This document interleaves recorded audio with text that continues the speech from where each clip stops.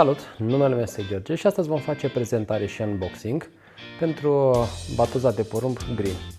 Batoza de porumb Green are ca și conținut în pachet motorul, ce vine cu 2 condensatori laterali, bobinajul sau fiind din cupru.